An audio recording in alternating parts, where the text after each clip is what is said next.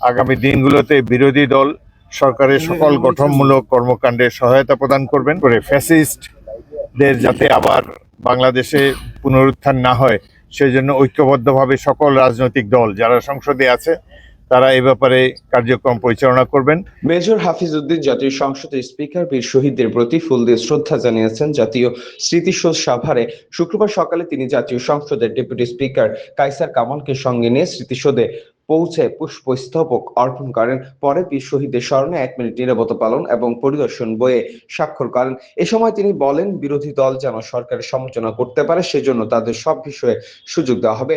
তিনি আরো জানান, এ লক্ষ্যে তিনি বাংলাদেশ জাতীয়তাবাদী দল থেকে পদত্যাগ করেছেন। স্পিকার আরো বলেন, দেশ যেন আর কোনো ফ্যাসিবাদ ফিরে না আসে এজন্য সব রাজনৈতিক দলকে ঐক্যবদ্ধ থাকার আহ্বান জানান। করার অধিকার তাদের রয়েছে। সংসদের এটি একটি প্রচলিত বিধি, প্রচলিত কার্যক্রম।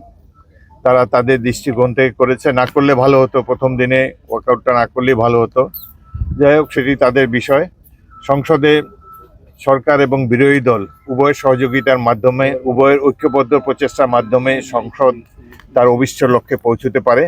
আমরা আশা করব আগামী দিনগুলোতে বিরোধী দল সরকারের সকল গঠনমূলক কর্মকাণ্ডে সহায়তা প্রদান করবেন এবং বিশেষ করে ফ্যাসিস্টদের যাতে আবার বাংলাদেশে পুনরুত্থান না হয় সেজন্য ঐক্যবদ্ধভাবে সকল রাজনৈতিক দল যারা সংসদে আছে তারা এ ব্যাপারে কার্যক্রম পরিচালনা করবেন।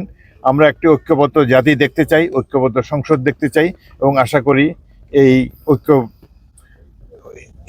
স্থাপন করার জন্য আমরা সক্ষম হব এবং আমরা আশা করি যে বাংলাদেশের জাতীয় সংসদ জনগণের আশা-আকাঙ্ক্ষা পূরণের জন্য সব ধরনের কার্যক্রম গ্রহণ করবে এবং বাংলাদেশকে ধীরে ধীরে উন্নতির পথে এগিয়ে নিয়ে যাবে। বিশেষ করে জনগণের অর্থনৈতিক উন্নয়ন, দেশের সামাজিক নিরাপত্তা বিধান এবং বাংলাদেশের স্বাধীনতা সার্বভৌমত্ব অক্ষুণ্ণ রাখার জন্য ত্রয়োদশ জাতীয় সংসদ সব ধরনের ভূমিকা গ্রহণ করবে। বিরোধী দলকে আমরা পর্যাপ্ত সুযোগ দিতে চাই।